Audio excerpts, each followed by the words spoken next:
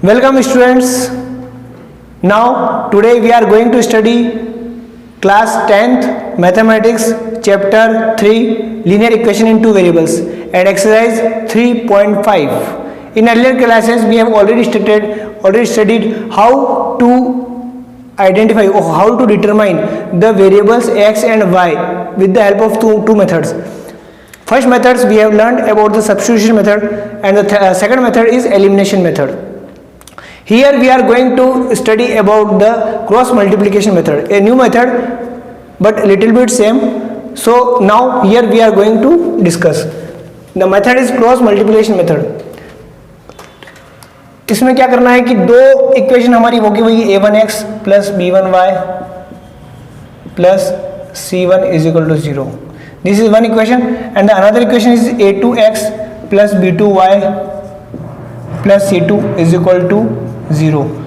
What we have done earlier in earlier methods, first in substitution method we take equation 1, then we determine the value of x by substituting by variable x and put this value of x in equation 2, substitute by here. So finally we determine the value of y, okay, and put the value of y in any equation, then we determine the value of x.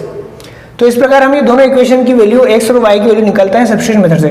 बाद में हमने पढ़ा elimination method. Elimination method में क्या पढ़ा हमने, किसी भी इक्वेशन को मैं किसी नंबर से अगर मल्टीप्लाई करूं, इस प्रकार करूं कि दोनों के कोई एक मेरा प्लस या माइनस करने पर या तो x या y कोई एक वेरिएबल एलिमिनेट हो जाए, तो जो रिमेनिंग इक्वेशन है वो पर्टिकुलर किसी एक वेरिएबल में रहेगी. जब एक वेरिएबल में रहेगी तो मैं उसका आंसर निकाल दूंगा. दो मेथड पढ़े. अब हम पढ़े क्रॉस मल्टीप्लिकेशन मेथड. ये समझने के देखिए, जैसे कि मैं इसको मल्टीप्लाई, अभी इक्वेशन है इसका मल्टीप्लाई मैं मान लो यहाँ पर इस पूरी इक्वेशन का मल्टीप्लाई यहाँ पर a2 से कर दूँ, इधर 0 को भी a2 से मल्टीप्लाई कर दूँ. ये मैं कर रहा हूँ. कौन सा मेथड है ये? एलिमिनेशन मेथड वाला फंडा. ठीक है, इसे मैं क्रॉस मल्टीप्लिकेशन का फंडा लेके आऊँगा. कैसे? देखिए, ये इक्वेशन 1 वापस लिखते हैं अपन. मैं इसको वापस यहाँ पर मल्टीप्लाई करने के बाद a1 a2x हो गया plus b1 a2y plus a2 c1 is equal to 0. ठीक है, अब इस इक्वेशन को लिखते हैं यहाँ पर a1 a2x plus a1 b2 y plus a1 c2 is equal to 0. मैंने क्या किया, इधर a1 का मल्टीप्लाई सब में कर दिया और ऊपर a2 का मल्टीप्लाई कर दिया. अब इन दोनों इक्वेशन को मैंने क्या किया, माइनस किया. ये कट गया a1 a2x और a1 a2x. इधर y कॉमन आ गया. क्या बचा, मैं a2 b1 लिख दूँ उसको माइनस a1 b2. ये ठीक है, y कॉमन आ गया. इन दोनों को लेंगे तो अब a1 b1 a2 लिखूँ या a2 b1 एक ही बात है. Minus a1 b2 is equal to, अगर इन दोनों को फिर मैं इधर भेजूँ इज इक्वल टू, तो ये a1 c2 प्लस का हो जाएगा और माइनस का a2 c1 हो जाएगा. ठीक है, तो y की वैल्यू मेरी क्या आएगी, a1 c2 minus a2 c1 upon a2 b1 minus a1 b2. ये हमारी आ जाएगी y की वैल्यू. y की वैल्यू को मैं पुटअप करूँगा किसी एक इक्वेशन में, then we will determine value of x. अब आप कहेंगे सर ये तो मैं कहने वाला था कि हम क्या करें, डायरेक्ट इसको याद रख लें. a1 c2 minus a2 c1 a2 b1 minus a1 b2 इसको लर्न कर लें और डायरेक्ट कुछ भी अगर हमें कोफिशिएंट पता हो इस फॉर्म में इक्वेशन को कन्वर्ट कर लें और डायरेक्ट कोफिशिएंट की वैल्यू उसमें रख लें x और y के यहाँ पर a1 c2 b, तो हमें डायरेक्ट x और y की वैल्यू निकल जाएगी. पर अब आप कहेंगे सर ये तो बहुत फॉर्मूला हम याद कैसे रखें, भूल जाएंगे a1 c2 b2 c1 समझ में नहीं आ रहा. तो इसकी एक ट्रिक है, आइए पहले वो ट्रिक मैं समझाता हूँ क्या है. देखिए, जब आपको दो इक्वेशन ऐसे दे दी जाए, ठीक है, वापस यहाँ इक्वेशन लिख देता हूँ a1x plus b1y plus c1 is equal to 0. ये मैंने एक इक्वेशन लिख दी. एक और इक्वेशन जो सेकंड इक्वेशन है वो है a2x plus b2y plus c2 is equal to 0. ये दो इक्वेशन मैं लिख चुका हूँ. अब करना क्या है, करना ये है कि एक बार यहाँ पर x लिख दो. क्या करना है, यहाँ पे x लिख दिया मैंने, यहाँ y लिख दिया और यहाँ 1 लिख दिया और यहाँ इज इक्वल टू लगा दिया. ठीक है, अब y के आगे मुझे माइनस यहाँ माइनस y लिख दूँ. ये हमेशा याद रखना, x फिर माइनस y और 1, भूल मत जाना. x लिखना है फिर माइनस y लिखना है और 1 लिखना है. ठीक है, क्लियर. इतना कर लिया, ये हमें लिख दिया, हमें फ्रैक्शन के फॉर्म में लिखना तो हमने ये न्यूमरेटर में लिख दिया x माइनस वाई और 1। अब करना क्या है, जो मैंने x लिखा है उसका डिनोमिनेटर में क्या आएगा, देखिए अगर मैंने x लिखा है तो x को मैं यहाँ पर हाइड कर देता हूँ, x से रिलेटेड जो टर्म है दोनों इक्वेशन में, उस दोनों टर्म को मैं हाइड कर दिया, छुपा दिया। छुपाने के बाद अब जो बचा है इस टर्म में b1 को मैं c2 से मल्टीप्लाई करूंगा और b2 को c1 से। देखिए मल्टीप्लिकेशन कैसे होगा, मल्टीप्लिकेशन जो होगा वो इसका इधर होगा और इसका इधर, y को मल्टीप्लाई नहीं करना है, y से रिलेटेड जो वेरिएबल के अलावा जो कोफिशिएंट्स हैं उनको मल्टीप्लाई करना है, ठीक है। क्या होगा, इसको हाइड कर दिया, b1 c2 minus b2 c1। देखिए b1 c2 minus b2 c1, हम जब मल्टीप्लाई करेंगे तो ऊपर वाले को नीचे से मल्टीप्लाई करना है, फिर माइनस करके नीचे वाले को ऊपर से, ठीक है। तो ऊपर क्या है b1 है, इधर c2, मतलब क्रॉस मल्टीप्लाई करना है, ठीक है, b2 c1। अब क्या करना है, माइनस वाई लिखा हुआ है, y की टर्म को छुपा दो, a1 c2 minus a2 c1, a1 c2 minus a2 c1। Clear हो गया, क्या गया मैंने, इसको छुपा दिया। तो a1 यहाँ पे, a1 का मल्टीप्लाई किससे होगा, c2 से, और a2 का मल्टीप्लाई माइनस लिख के a2 का मल्टीप्लाई c1 से कर दो, ठीक है। अब बचा 1 मतलब कांस्टेंट टर्म, कांस्टेंट को हाइड कर दिया। अब इसका मल्टीप्लाई, a1 का मल्टीप्लाई किससे होगा, b2 से, और इसका मल्टीप्लाई इससे, इसको हाइड कर दिया। हमें केवल कोफिशिएंट देने हैं, x और y से मतलब नहीं, तो a1 b2 minus a2 b1।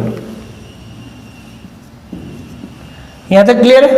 चलिए अब मैं कोई दो टर्म को लेता हूं और उसका आंसर लिखा दूं। मान लो मैंने सबसे पहले फर्स्ट टर्म और जो लास्ट, इन दोनों को मैं, ये इसके इक्वल है, ये और ये इसके, मतलब दो तीनों आपस में इक्वल है, तो x अपॉन ऐसे लिख सकता हूँ मैं, b1 c2 minus b2 c1। इसको मैंने उतार लिया, इज इक्वल टू, मैं इसके इक्वल लिख रहा हूँ 1 upon a1 b2 minus a2 b1। मैंने क्या किया, इसको इक्वल लिख दिया, ठीक है। अब मुझे x की वैल्यू निकालनी है, तो x इज इक्वल टू, इसको मैं पूरे को इधर क्रॉस मल्टीप्लाई कर दूंगा, b1 c2 minus b2 c1 upon a1 b2 minus a2 b1। तो ये मेरा आ गया, क्या आ गया मेरा, ये x की वैल्यू आ गई, ठीक है। चलिए अब हम देखते हैं नेक्स्ट y की वैल्यू कैसे निकालते हैं। अब इसको मैंने इक्वल कर दिया, ये माइनस y है, याद रखिएगा क्या है, minus y upon a1 c2 minus a2 c1 is equal to 1 upon a1 b2 minus a2 b1। Clear.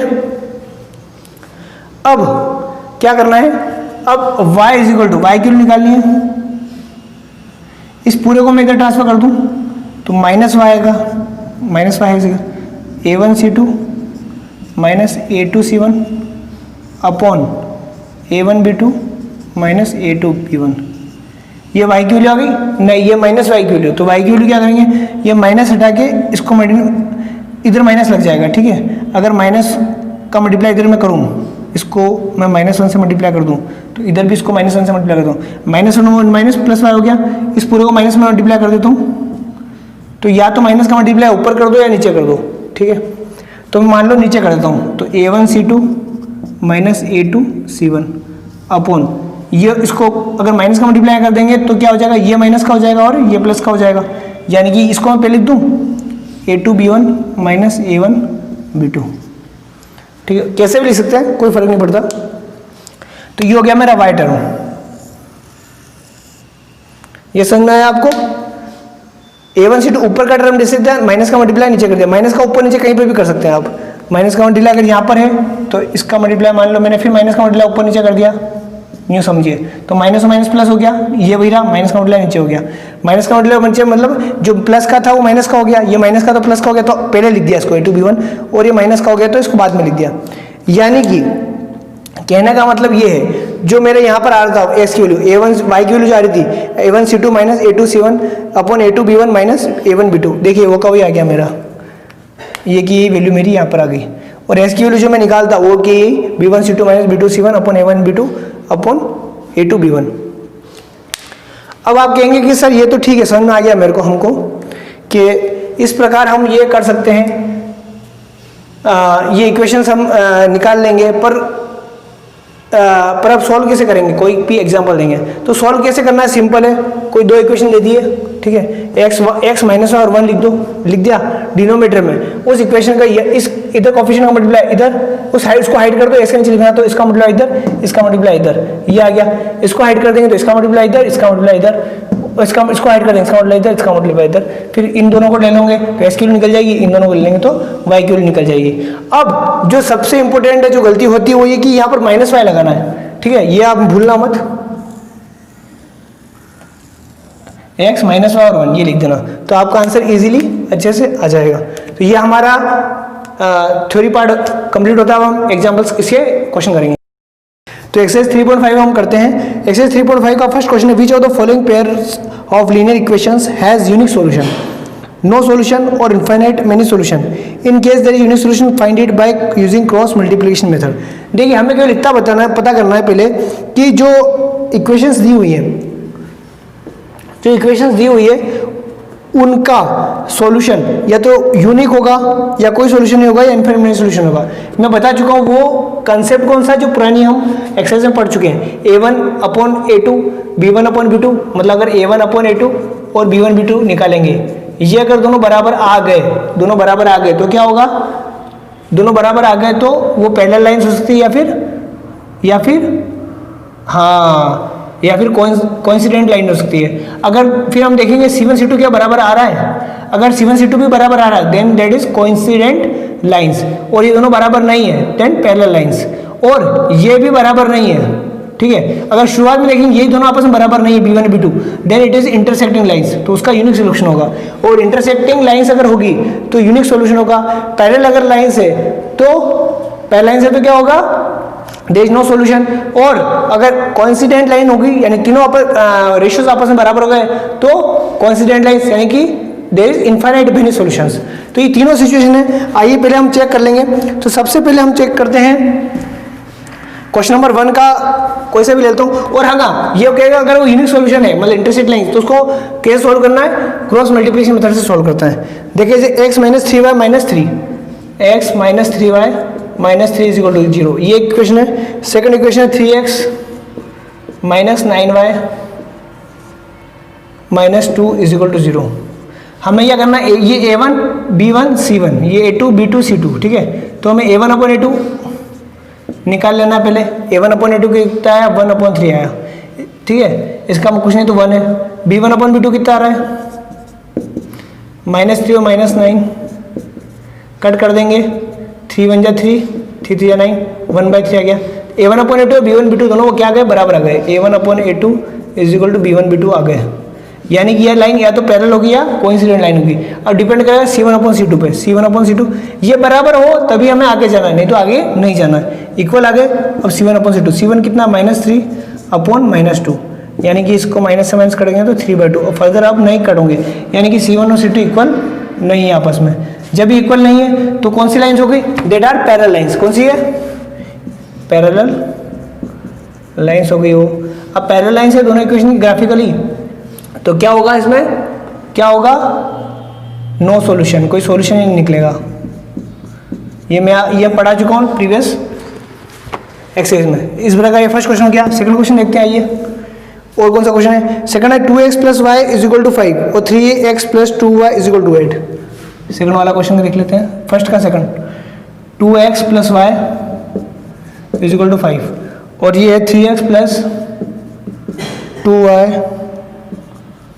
Is equal to 8, ठीक है। इसमें देखते हैं a1/a2 कितना आ रहा है, a1/a2 आ रहा है मेरा 2/3 और b1/b2 कितना आ रहा है 1/2। आपस में इक्वल है, नहीं है, मतलब ये इंटरसेक्ट लाइन है। मतलब इसका क्या होगा, देयर इज यूनिक सॉल्यूशन, यानी कि यूनिक कोई ना कोई सॉल्यूशन जरूर आएगा इसका। अब जब उसने बोला अगर सॉल्यूशन आता है तो इसको क्रॉस मल्टीप्लिकेशन मेथड से सॉल्व करो। सॉल्व करते हैं। क्रॉस मल्टीप्लिकेशन मैंने क्या बताया था, एक बार x लिख दो, इधर y लिख दो, माइनस y लिख दो, इधर 1 लिख दो, x माइनस y और 1 लिख दिया, इज इक्वल टू लगा दिया। ये मैंने इधर डिवाइड का निशान लगा दिया। अब x है तो x की टर्म को छुपा दो, ये 1 है या कुछ नहीं तो 1, इस 1 को मल्टीप्लाई किससे करो, 8 से, 1 8 जा 8 माइनस इस 2 का मल्टीप्लाई उससे करो, माइनस 10। अब माइनस वाई, ठीक है, वाई को हाइड कर दो, 2 8 जा 16 माइनस, अब 3 का मल्टीप्लाई 5 से होगा, इधर 3 है, 3 का मल्टीप्लाई 5, 3 5 जा 15, ठीक है। अब 1 इसको हाइड कर दो, इसको हाइड कर दो, तो क्या होगा? अब यहाँ पर हमने एक मिस्टेक कर दी, क्या की है, मैंने इसको a1x प्लस b1y इस फॉर्म में लेके नहीं आया मैं, ठीक है, मतलब इसको मुझे पहले इस फॉर्म में लेके आना है, उसमें a1x plus b1y plus c1 is equal to 0, ठीक है। ये गलती मैंने जानबूझ के की है, क्योंकि स्टूडेंट ये गलती कर देते हैं, ठीक है। पहले हम क्या करेंगे, इसको इस फॉर्म में लेके आएंगे, फटाफट हम स्टार्ट कर देते हैं मल्टीप्लिकेशन करना, नहीं, पहले हमको इस फॉर्म में लाना है, इसलिए ये हमारा गलत हो जाता है, ठीक है, इसलिए हमारा गलत हो जाता। तो हमें क्या करना है, पहले इसको इस फॉर्म में लेके आना, दोनों इक्वेशन को, ठीक है। चलिए दोनों इक्वेशन को इस फॉर्म में लेके आते हैं। पहले कैसे लेके आएंगे हम, कैसे लेके आएंगे, पहले देखिए इस इक्वेशन को लिखते हैं 2x प्लस वाई, अब 5 इधर जाएगा तो -5 इज इक्वल टू 0, ठीक है।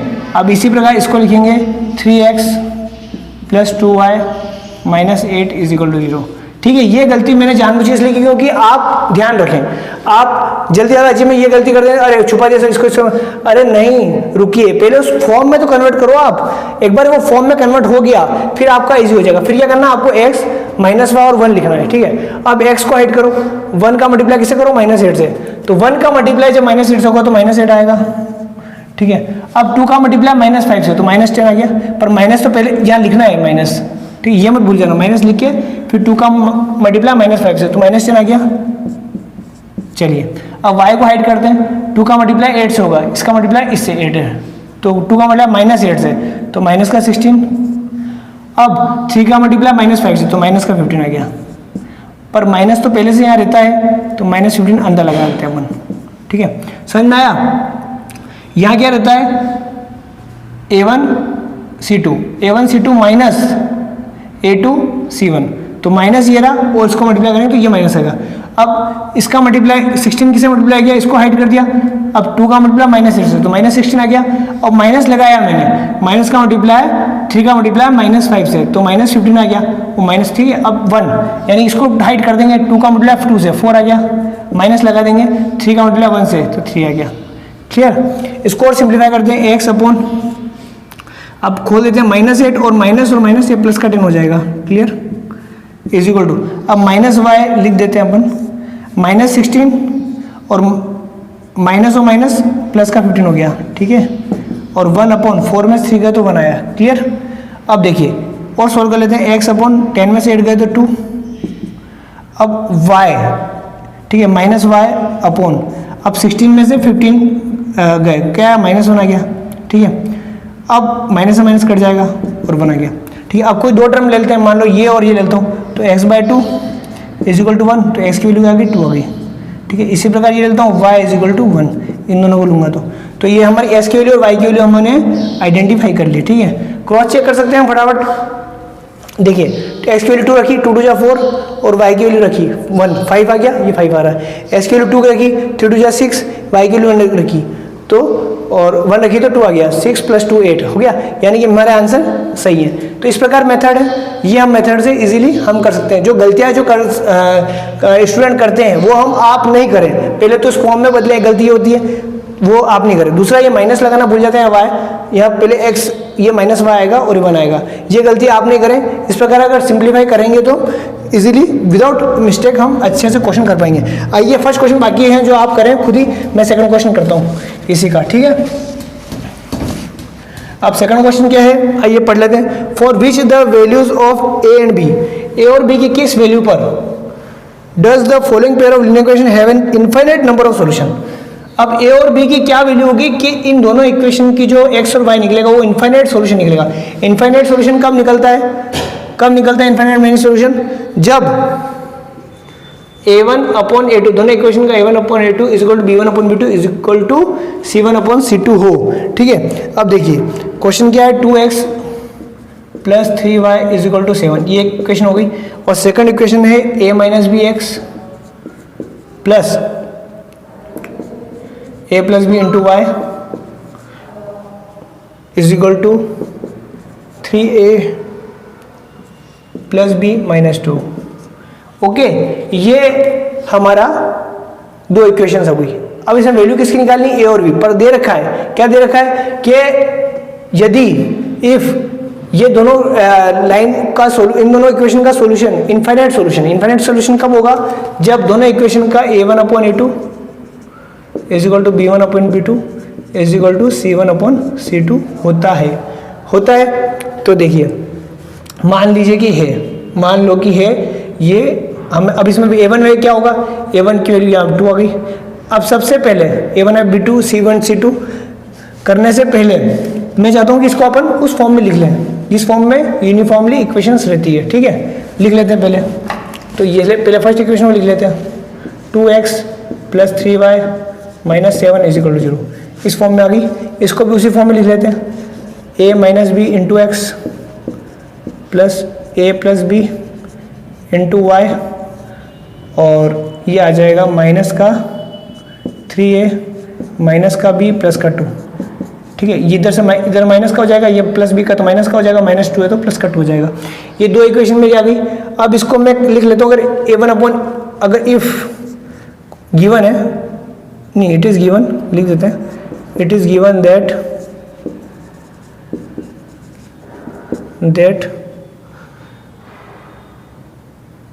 pair of linear equations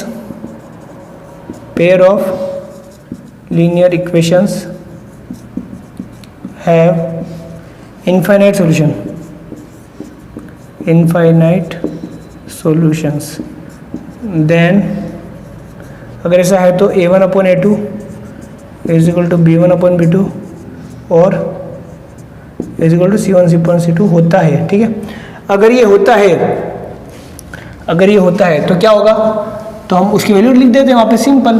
a1 की वैल्यू वहाँ पे लिख दो, a की जगह 1 की जगह, b1 की वैल्यू b1 की जगह और c1 की वैल्यू c1 की जगह, और ये वैल्यू हम लिख देंगे तो हमारा a और b की वैल्यू निकल जाएगी। देखिए a1 अपॉन a2, अब a1 की वैल्यू क्या है, a1 की वैल्यू मेरी 2 है। अब इन दोनों इक्वेशन को देख रहा हूँ मैं, इसको, ठीक है, a1 की वैल्यू 2 है, a2 क्या होता है, इस इक्वेशन का इसको a माइनस बी, ठीक है, इज इक्वल टू b1 कितना है, इसमें 3 है, b2 कितना है, a प्लस बी, ठीक है, c1 कितना है, c1 माइनस 7 है, c2 कितना है, माइनस 3 है माइनस बी प्लस 2, माइनस 3 है माइनस बी प्लस का 2। ठीक है, यहाँ तक ठीक है, ओके। अब इसमें 3 टर्म आ गई, 1 2 3, तीनों इक्वल है। इसको पहले इससे इक्वल कर लेते हैं, इसको इससे इक्वल कर लेते हैं। ठीक है, question number 3, 8x plus 5y is equal to 9, 8x plus 5y is equal to 9, 3x plus 2y is equal to 4। Substitution method क्या होगा, सब्स्टिट्यूशन मेथड हम किसी भी इक्वेशन में x की वैल्यू निकालेंगे, सबको उधर भेज देंगे और s को वैल्यू निकाल देंगे, उसकी s की वैल्यू को सब्स्टिट्यूट कर देंगे सेकंड इक्वेशन में, तो y की वैल्यू निकल जाएगी। ठीक, y की वैल्यू निकल जाएगी, उस y की वैल्यू को पुटअप करेंगे फर्स्ट इक्वेशन में, देन x की वैल्यू निकल जाएगी। मैं चाहूँगा एक सब्स्टिट्यूशन मेथड आप करें, क्रॉस मल्टीप्लिकेशन मेथड से मैं कर देता हूँ। यहाँ पर दोनों मेथड से सॉल्व करना है, cross multiplication method.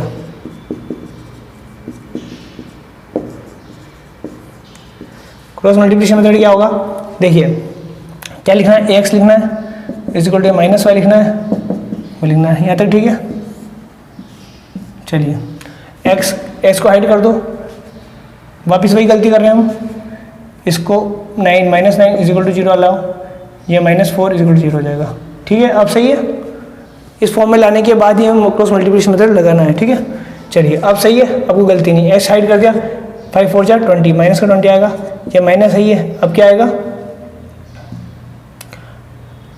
Sorry x को, हाँ 5 4 20, अब एक्स को हाइड किया, 9 2 जा 18, ठीक है, तो माइनस का 18 आ गया, क्लियर। अब y को हाइड कर देंगे, 3 9 जा 27, माइनस का 27 आ गया, माइनस, ओके।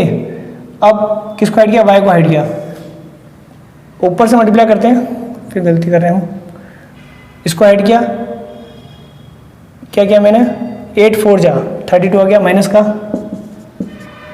और फिर आया मेरा, इसको ऐड किया, 3 का मल्टीप्लाई माइनस 9 होगा, माइनस तो आएगा, 3 9 या 27 माइनस 27 आ गया। ठीक है, एक बार चेक कर लेते, देखिए एक्स मैंने हाइड कर दिया 5 4 जा 20 माइनस 20, फिर माइनस लगाया माइनस का 18, ये ठीक है। वाई को हाइड किया 8 4 जा 32 माइनस का 32, फिर माइनस लगाया 9 से 27, ठीक है। अब इसको हाइड कर दिया कॉन्स्टेंट टर्म को, कॉन्स्टेंट टर्म को हाइड कर दिया 8 2 जा 16 आएगा माइनस 3 5 जा 15, ठीक है यहाँ तक। अब चलिए एक्स की वैल्यू आ गई,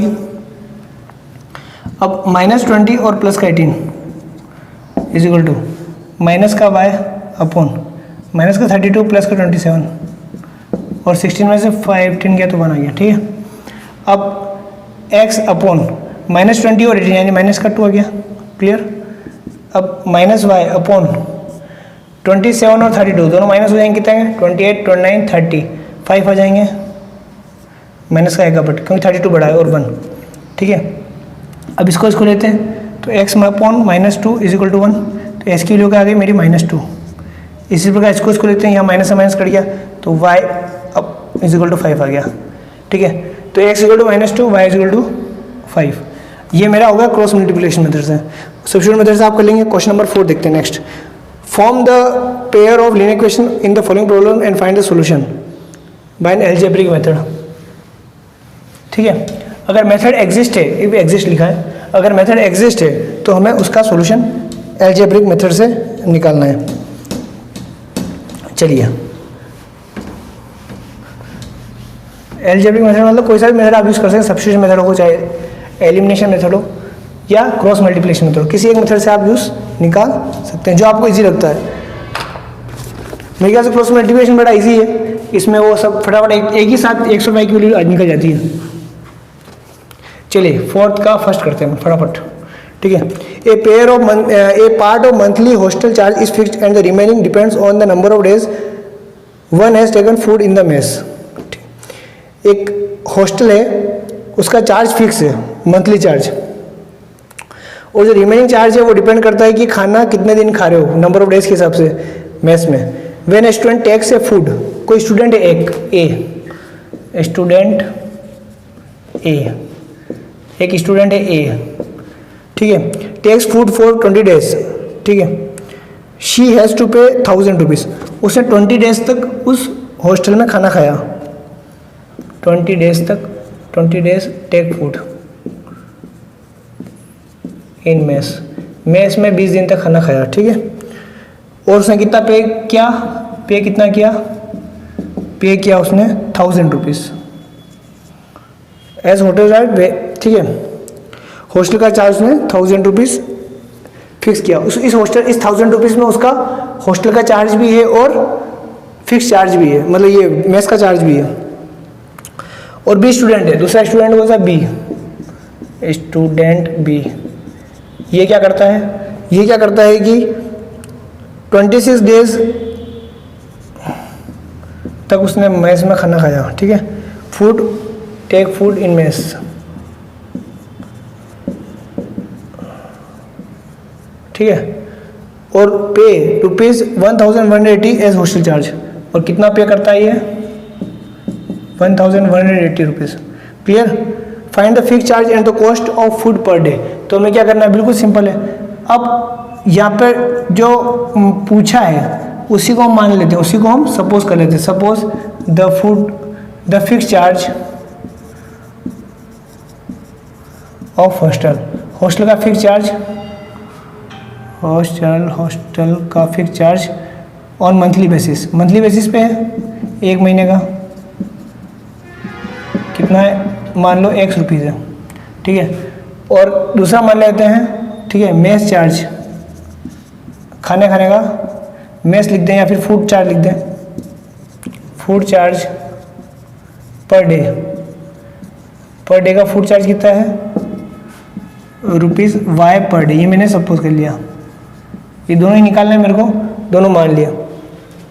अब आप स्टूडेंट ए के ऊपर आ जाते हैं, हम किस पे आते हैं, स्टूडेंट ए 20 दिन तक खाना खाया मेस में, ठीक है। मेस में 20 दिन तक खाना खाया, देखिए इसको मैं इधर सोल्व करता हूँ। अब 20 दिन तक मेस में उसने अगर खाना खाया तो फिक्स चार्ज तो उसका लगना है हॉस्टल में, तो चाहे तो एक्स तो उसका लगना है, प्लस 20 दिन तक खाना खाया उसने, तो 20 दिन का पैसा लगेगा वाई, एक दिन का लगता है खाना खाने का वाई रुपीज़, तो 20 दिन का 20 वाई लग जाएगा। दोनों को जोड़ेंगे तो कितना आना चाहिए 1000। ये इक्वेशन बन गई। क्लियर। अब दूसरा देख लेते हैं। दूसरा कितना है, दूसरे को मैं इधर करता हूँ स्टूडेंट बी को। देखिए फिक्स चार्ज तो लगना ही लगना है, ठीक है। कितना उसने लिया, उसने 26 डेज का कितना फूड चार्ज दिया, वाई रुपीज़ के हिसाब से दिया, इसने दिया 1180। तो कितना आएगा, ये इक्वेशन 2 हो गई। अब दोनों को सोल्व करना है, सिंपल, कुछ नहीं करना है। ये आप सोल्व कर सकते हैं क्रॉस मल्टीप्लिकेशन मेथड से। क्रॉस मल्टीप्लिकेशन से आप सोल्व कर सकते हैं, बहुत ही सिंपल है। देखिए सेकंड इक्वेशन में लिख देता हूँ, x plus 26y is equal to 1180। ये इक्वेशन 2 आ गई, ठीक है। ये मैंने लिख दी। अब क्या करना है हमको क्रॉस मल्टीप्लिकेशन मेथड में। देखिए x is equal to minus Y is equal to 1, ठीक है। क्लियर।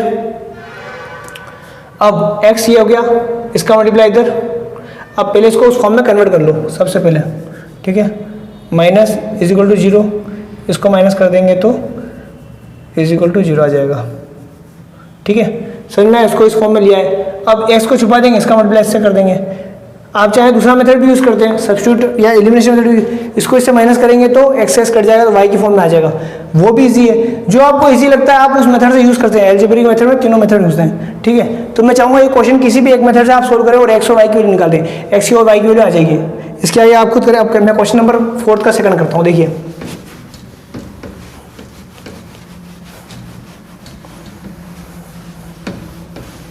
अब सेकंड क्या है इसका, ए फ्रैक्शन बिकम्स 1/3।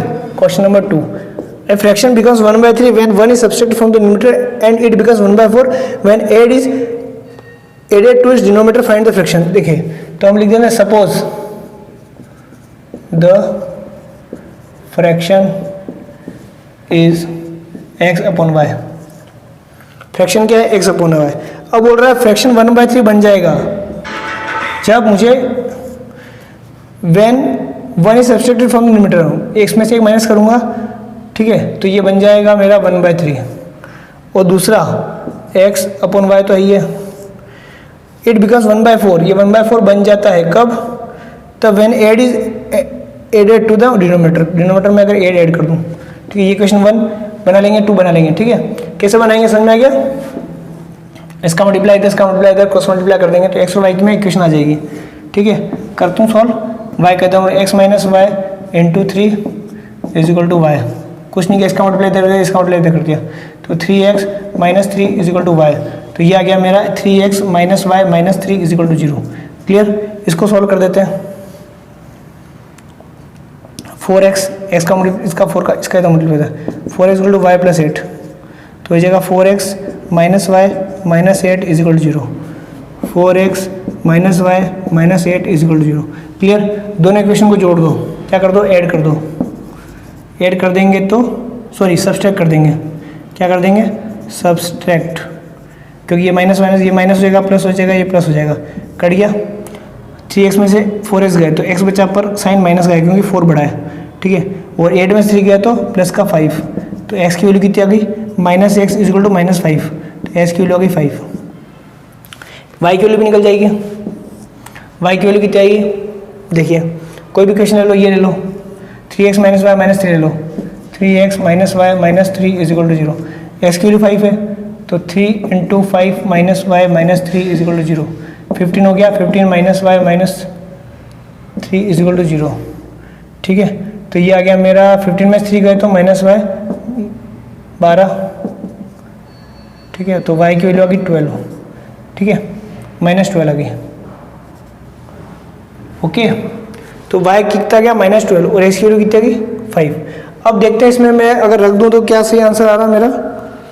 देखिए ये मेरा आ रहा है 3x माइनस वाई माइनस 3, तो 15 हो गया माइनस वाई माइनस 3, 12 आ गया माइनस वाई, ठीक है। y माइनस, अब x अपॉन वाई फ्रैक्शन था, मतलब 5 अपॉन माइनस 12 था मेरा फ्रैक्शन, ठीक है। अब इसमें क्या किया मैंने, 1 को सब्सट्रेट किया न्यूमरेटर में, मतलब -1 किया मैंने, ठीक है।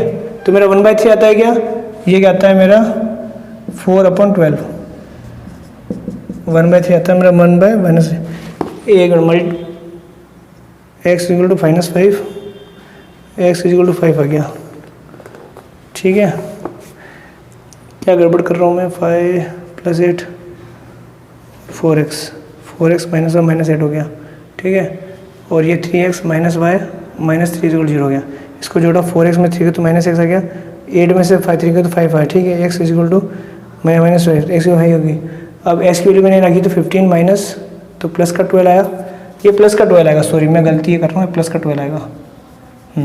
ठीक है, ये 15 में 3 का तो प्लस 12 आएगा, और इधर आएगा ये -12 आएगा, तो y की वैल्यू प्लस का 12 आएगी। ठीक है, तो प्लस का 12 होगा, तो 5 में से 4 गया तो प्लस का 12 आया, तो ये आ गया मेरा 1/3।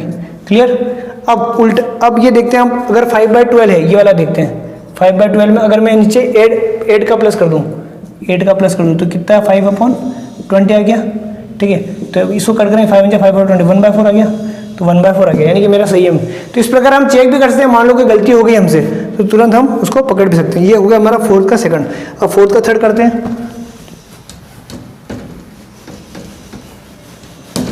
4th का थर्ड देखिए, Yash score 40 marks in a test. Yash ने कितने स्कोर किया? 40 marks, getting 3 marks for each right answer and losing 1 marks for the wrong answer. ठीक है भाई, इसमें नेगेटिव मार्किंग है, आपको 3 मार्क्स मिलते हैं यश को अगर वो क्वेश्चन सही करता है, और 1 मार्क्स माइनस में हो जाता है, -1 मिलता है अगर वो क्वेश्चन आंसर रॉन्ग होता है। ठीक है, और had 4 marks been awarded for the each correct answer and 2 marks been deducted for the incorrect. और अगर 4 मार्क्स अगर उसको करेक्ट आंसर मिले और 2 मार्क्स डिडक्ट जाए तो यश वुड हैड स्कोर, तो यश तब उसको, यश का स्कोर था 50। ठीक है, देखिए दोनों कंडीशन में केस चेंज हो गया यार। जो चेकिंग का जो वो था, चेकिंग के जो मार्किंग सिस्टम था, मार्किंग सिस्टम को चेंज कर दिया गया। पहले क्या था, करेक्ट आंसर पर कितना मिलता था? करेक्ट आंसर होगा तो +3 मार्क्स। ठीक है, और रॉन्ग आंसर पर कितना मिलेगा? रॉन्ग आंसर पर मिलेगा -1। ठीक है, अगर वो ऐसा करता है तो इसका स्कोर कितना हुआ? इसका स्कोर होता है 40 मार्क्स। ठीक है, अब सिस्टम को चेंज कर दिया, मार्किंग सिस्टम चेंज कर दिया। अब करेक्ट आंसर पे उसको मिल रहा है यश को, अब सही अगर आंसर कर रहा है वो तो उसको मिल रहा है +4 मार्क्स, 4 मार्क्स मिल गए। बट अगर रॉन्ग आंसर उसका हो जाता है, रॉन्ग आंसर अगर वो कर लेता है तो उसको -2 मार्क्स मिलते हैं, और वो स्कोर करता है 50 मार्क्स। अलग अलग सिस्टम पर अलग अलग मार्किंग सिस्टम से उसके स्कोर अलग आते हैं। ठीक है, परंतु उसका पेपर से नंबर ऑफ क्वेश्चन उसके सही उतने हटे में, सही कितने हैं वो भी सही है, और गलत कितने वो भी फिक्स्ड है। तो मान लिया सपोज द करेक्ट आंसर, मान लो उसके करेक्ट आंसर जो होंगे वो होंगे x। ठीक है, एंड रॉन्ग आंसर जो होंगे उसके मान लिया मैंने y होंगे। कितने होंगे? y होंगे। करेक्ट आंसर x होंगे, रॉन्ग आंसर y होंगे। अब करेक्ट और रॉन्ग दोनों हैं। अब करेक्ट होने पर अब फर्स्ट केस में केस फर्स्ट ले लेते हैं अपन। ये केस 1 हो गया और ये केस 2 हो गया। ठीक है, केस 1 लेते हैं, करेक्ट आंसर पर 3 मार्क्स, मतलब अगर 3 मार्क्स मिले उसको, इतने क्वेश्चन सही किए तो 3 मार्क्स मिल गए। माइनस भाई -1 मिला y करने पर, -1 × y = कितना है मार्क्स उसके? 40 आया। ये इक्वेशन मेरी होगी 3x - y = 40। इक्वेशन 1 बन गई। इक्वेशन 2, करेक्ट आंसर पर 4 मार्क्स, तो केस 2 लिख देंगे। केस 2 में क्या होगा? 4x और -2 हो गया, -2y = कितने मार्क्स है? 50 आ गया। इक्वेशन 2, दोनों इक्वेशन आ गई, दोनों से मैं आंसर निकाल सकता हूँ। कौन से मेथड से करेंगे? क्रॉस मल्टीप्लिकेशन से करेंगे कि किससे करेंगे, जिससे आपको सुविधा लगे। 3x - y = 40। ठीक है, 4x - 2y = 40, 4x - 2y = 50। देखिए स्कोर सिंप्लीफाई कर सकते थे अपन, इसमें 2 कॉमन निकाल देंगे। देख 2 कॉमन सब में आ सकता है। ठीक है, तो 2x - y = 25। इधर 2 कॉमन निकाला, 2x - y, इधर 2 कॉमन निकाला, 2 × 25 लिख सकते हैं इसको, लिख सकते हैं 50 को, 2 से 2 कट जाएगा। देखिए तो 2x - y = 25, इसको सिंप्लीफाई करते हैं। 2x - y = 25, 2x minus Y is equal 25। देखिए इधर ही माइनस वाई, इधर माइनस, दोनों को सब्सट्रैक्ट कर दो। सब्सट्रैक्ट कर देंगे तो क्या होगा, ये माइनस ये प्लस ये माइनस, ठीक है, ये दोनों आपस में कट जाएंगे।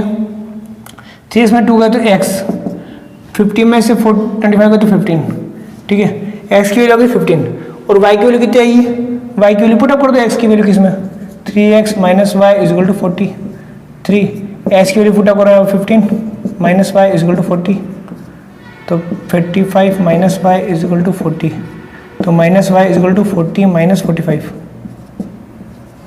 तो minus Y is equal to minus 5, तो y की वैल्यू आ गई 5।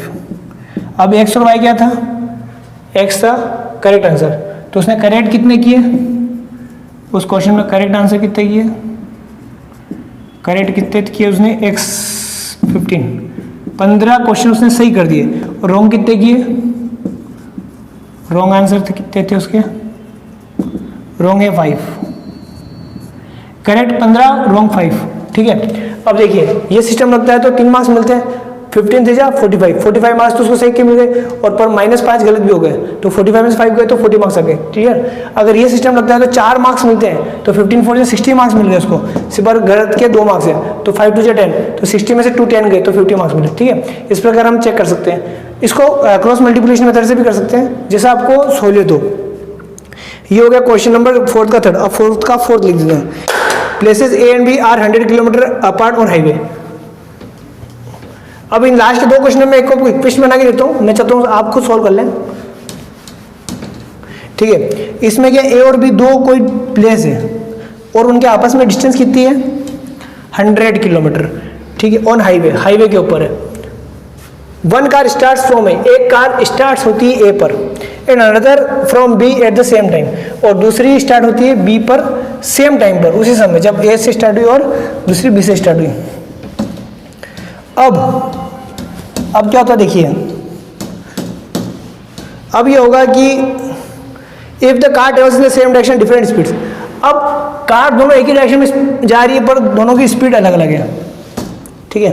देखिए डायग्राम समझते हैं इस क्वेश्चन को, 4th का ये हो गया क्वेश्चन नंबर 4th। ये कोई पॉइंट है ए और ये कोई पॉइंट प्लेस है बी, ये हाईवे है, ठीक है, एक हाईवे है, इन दोनों के हाईवे पे इन दोनों के डिस्टेंस के बीच में डिस्टेंस है 100 किलोमीटर। कितनी डिस्टेंस है 100 किलोमीटर। अब यहाँ पर एक कार खड़ी है, ठीक है, एक कार यहाँ खड़ी है, ये कार है, ठीक है, दोनों कार्स खड़ी है। अब ये दोनों सेम डायरेक्शन में सेम स्पीड चलती है, ये भी इधर स्पीड चल रही है, ये भी इस स्पीड चल रही है, ठीक है। तो दे मीट इन 5 आवर्स, ये दोनों कितने बाद यहाँ जाके कहीं मिलेंगे मान लो, ठीक है, ये भी चल रही है, ये भी चल रही है, मिलते हैं मतलब ये तेज, इसकी स्पीड तेज है तभी इसको मिल जाएगी, ठीक है, ये थोड़ी धीरे चल रही है इससे, ठीक है। तो मान लो इसकी स्पीड है x किलोमीटर पर आवर और इसकी स्पीड है y किलोमीटर पर आवर, ठीक है। ये आपको 5 आवर्स बाद मिल रहे हैं, ठीक है, 5 घंटे बाद इसको मिल रहे हैं। फिर if they travel towards each other, अब एक और केस, चलो एक और बना लेते हैं यहाँ पर। अगर मान लो ये पॉइंट ए और ये बी, और वही कार एक इधर आ चल रही है और आमने सामने चल रही है, ठीक है, इसकी स्पीड वही रहेगी x किलोमीटर पर आवर, पर इसकी y किलोमीटर पर आवर है, ये डायरेक्शन चेंज होगी, ठीक है, और इसकी भी 100 किलोमीटर है ये डिस्टेंस, ठीक है। इस केस में ये 5 घंटे बाद मिल रहे हैं, इस केस में मिल रहे हैं if they travel toward each other they meet in 1 hour, तो 1 घंटे बाद 1 आवर्स बाद ये दोनों मिल जाएंगे। What are the speed of 2 cars, तो दोनों कार की स्पीड बतानी है, ठीक है। ये मिल रहे हैं, यहाँ पर मिल रहे हैं after 5 hours, meet after 5 hours इस केस में, इस केस में मिल रहे हैं मीट आफ्टर 1 आवर, 1 घंटे बाद मिल रहे हैं, ठीक है। अब हम साइंस में पढ़ चुके हैं speed is equal to distance upon time, speed is equal to distance upon time, ठीक है। Speed is equal to distance upon time, ये फॉर्मूला हमें पता होना चाहिए। अब देखिए इसकी स्पीड x है, इसकी स्पीड y है, ठीक है। अब ये इसको क्रॉस कर रहा है, ठीक है। इसको 100 किलोमीटर दोनों डिस्टेंस ट्रेवल करेंगे कंपेरेटिवली, और ये इसको 5 आवर्स में, ये टाइम हो गया, ये मेरी टाइम हो गया, ये इसकी स्पीड होगी, ये इसकी स्पीड होगी। अब केस 1 लेते हैं अपन, केस 1, ठीक है। अब इसकी स्पीड x है, इसकी स्पीड y है, ठीक है। तो इसकी रिलेटिव स्पीड क्या होगी, x माइनस वाई हो जाएगी। देखिए जैसे कोई हमसे आगे जा रहा है कम स्पीड पर, मुझे उसको क्रॉस करना है, तो मुझे उसकी स्पीड उतनी माइनस हो जाएगी, क्योंकि वो भी उतने समय में उतना आगे चला गया ना। ये जब यहाँ तक पहुँचेगा, मान लो ये जब यहाँ तक पहुँचेगा, तो ये भी कहीं ना कहीं यहाँ तक पहुँचेगा, तो इसकी स्पीड y है, तो उस एक घंटे में इसकी ये भी कहीं ना कहीं आगे जाएगा, तो रिलेटिवली स्पीड हो जाएगी x माइनस वाई। मतलब x में से मैं y को माइनस करूँगा, दोनों को माइनस करूँगा, तो ये होगी स्पीड। डिस्टेंस कितनी है, 100 किलोमीटर, अपन टाइम कितना है 5 आवर्स, ठीक है। 5 आवर बाद दोनों मिल रहे हैं, स्पीड होगी x माइनस वाई। क्यों होगी x माइनस वाई, क्योंकि इसकी स्पीड x है, इसकी स्पीड y है, तो जब दोनों सेम डायरेक्शन में आएंगे तो एक की स्पीड दूसरे के कंपेरेटिव रिलेटिवली में कम हो जाएगी, माइनस हो जाएगी। केस 2 देखें, इसकी स्पीड x है, इसकी स्पीड y है, दोनों जल्दी मिलेंगे, दोनों की स्पीड को प्लस कर दूंगा, x plus Y is equal to, ठीक है। अब ये दोनों इक्वेशन आ गई, दोनों को सोल्व कर सकते हैं। x is equal to X minus Y, 5 का, अब ये 5 टू 20 आ गया, तो ये हो गया x minus Y minus 20 is equal to 0। एक इक्वेशन होगी, x plus Y plus 100 is equal to 0। दोनों इक्वेशन को ऐड कर दो, y से y कट जाएगा, तो 2x 100 में से 20 गया तो कितना बचे, सॉरी ये भी माइनस का आएगा, माइनस 120 आ जाएगा। तो x की वैल्यू देखिए यहाँ पे 60 आ जाएगी, सोल्व करेंगे तो, और y की वैल्यू कितनी आ जाएगी, x माइनस वाई 20 है, y तो है वो कम है, तो y की वैल्यू कितनी आएगी 40। देखिए अब समझिए, इसकी स्पीड कितनी होगी 60 किलोमीटर पर आवर, और इसकी 40, इसकी स्पीड 20 किलोमीटर कम है, तो इसकी स्पीड ज़्यादा है, तो कहीं ना कहीं इसको पकड़ेगा, 5 घंटे बाद इसको यहाँ पकड़ लेगा। इसकी स्पीड 60 है, इसकी स्पीड 40 है, ठीक है, और ये 100 किलोमीटर है, तो दोनों 1 घंटे बाद मिलेंगे, दोनों की स्पीड कितनी होगी, 1 घंटे में दोनों मिला के कितना ट्रेवल कर लेंगे, 100 किलोमीटर ट्रेवल कर लेंगे, और दोनों मिला के 5 आवर्स में कितना ट्रेवलेंगे, x माइनस 5 करेंगे, क्योंकि सेम डायरेक्शन में, ठीक है। तो ये हमारा इस प्रकार ये क्वेश्चन हो जाता है। क्वेश्चन नंबर, अब आगे देखिए last, the area of rectangle gets reduce by 9 square unit. ये भी मैं केवल आपको बता देता हूँ, आप करिएगा।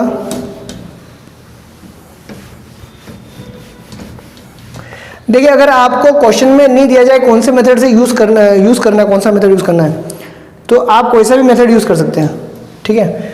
अगर आपको पर्टिकुलर बोल दिया जाए सब्स्टिट्यूट मेथड या एलिमिनेशन मेथड या क्रॉस मल्टीप्लिकेशन मेथड, तो आपको जो सहूलियत लगती है, एक्स और वाई के अगर कोफिशिएंट आपस में ऐड करने या माइनस करने पर एलिमिनेट हो रहे हैं तो प्लस माइनस कर दो, और आपको लग रहा है कि थोड़े बड़े हैं, क्रॉस मल्टीप्लिकेशन इजी जाएगा, तो क्रॉस मल्टीप्लिकेशन मेथड से कर लो। तो जो आपको एग्जाम में इजी हो या फास्ट आपको लगे कि हाँ ये मेरे को मेथड सही लग रहा है, उस मेथड से आप कर सकते हैं। कोई जरूरी नहीं कि आपको जब तक दिया नहीं हो, अगर एग्जाम स्पेसिफिकली दे दिया कि इस मेथड से करा, उसी मेथड से आप क्वेश्चन को सोल्व करें। अब लास्ट क्वेश्चन देखिए, the area of rectangle get reduce by 9 square unit. कोई रेक्टेंगल है, रेक्टेंगल का एरिया क्या होता है, x इंटू वाई, ठीक है। मान लो इसकी लेंथ जो है x है और विड्थ जो है वो y है, ठीक है।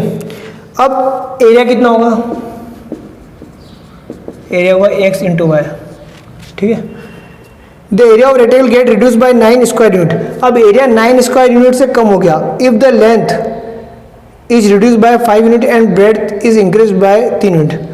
अब लेंथ को मैंने इंक्रीज कर दिया 9 यूनिट से, लेंथ को रिड्यूस कर दिया 5 यूनिट से और ब्रेड्थ को इंक्रीज कर दिया 3 यूनिट से। अब देखिए एरिया कितना था एक्स वाई, अब लेंथ कितनी है मेरी एक्स है, एक्स को मैं क्या कर रहा हूँ रिड्यूस कर रहा हूँ 5 यूनिट से, तो एक्स माइनस 5 कर दिया मैंने, ठीक है। और ब्रेड क्या कर दिया मैंने, ब्रेड मैंने इंक्रीज कर दी 3 यूनिट से, तो एक्स प्लस वाई प्लस 3। तो इनका एरिया, ये लेंथ अब नई लेंथ हो गई, ये नई ब्रेड, इनका मल्टीप्लीकेशन क्या हो गया, एरिया हो गया। अब वो एरिया बोल रहे पुराना एरिया जो हो गया वो कम हो गया मेरा 9 से, तो ये दोनों बराबर हो जाएंगे। समझ में आया, ये होगी मेरी लेंथ, नई लेंथ, ये होगी नई विड्थ, ठीक है, और ये नया area, length into width is equal to area, ठीक है, एरिया मेरा 9 स्क्वायर यूनिट से कम हो गया। तो ये एक इक्वेशन बन जाएगी, इसको सॉल्व करेंगे तब।